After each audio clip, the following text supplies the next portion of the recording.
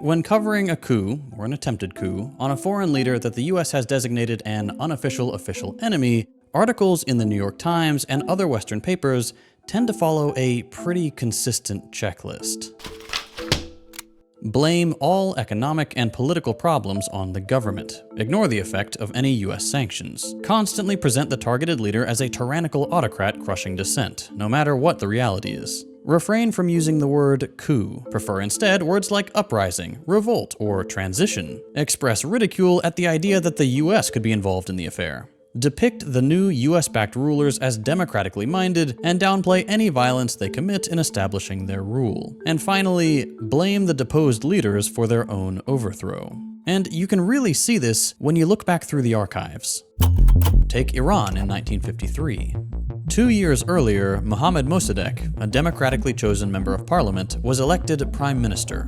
His first move was nationalizing the Anglo-Persian Oil Company after 50 years of colonial extraction that generated £115 million in earnings for its British owners and £175 million for the British government.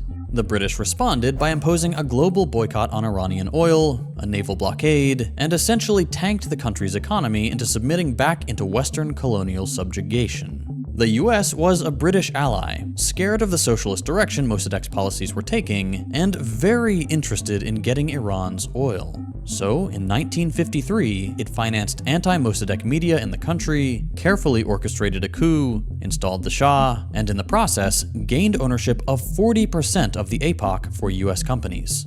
Meanwhile, the Shah continued to transform the Iranian economy along capitalist lines and became ever more brutal in his use of state violence, creating a secret police force called the Savak and abolishing the multi-party system that had been in place under Mossadegh.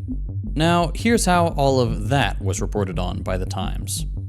Mossadegh was painted as a Hitler-esque dictator responsible for wrecking the economy. The British came out pretty much blameless. Nationalization was framed as just a populist power grab, and the US's intervention is shown as merely an accusation by the Soviet propaganda media. That last story, by the way, quotes a CIA operative, General Schwarzkopf, declining to comment on the coup because, according to him, he had been out of touch with Iranian politics for too long a period. But we have declassified CIA files now, and surprise, he was orchestrating a coup with the Shah just 18 days before the Times ran that article. But I know, these could all technically be cherry-picked examples. Thankfully, we have some good data to back this stuff up. In an analysis of about 300 New York Times articles about Iran published between 1950 and 1960, both op-eds and editorials, these researchers found everything I just mentioned happened hundreds of times. The British blockade is never questioned, unlike Iran's nationalization policy, which is heavily scrutinized and disparaged as a facade for autocratic power.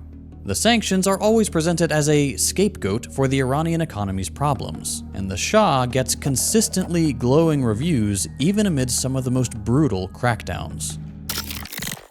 Actually, glowing reviews doesn't quite cover it. In an insane article from 1956, he's described as a dark, handsome man with searching eyes and a quiet, rhythmical voice. By temperament, he is calm and unruffled. By inclination, he is a philosopher, given to musing over the problems of his ancient land. Mossadegh is, quote, internationally famous for his bizarre habits, receiving diplomatic visitors in bed, weeping profusely and fainting in public, bounding upstairs like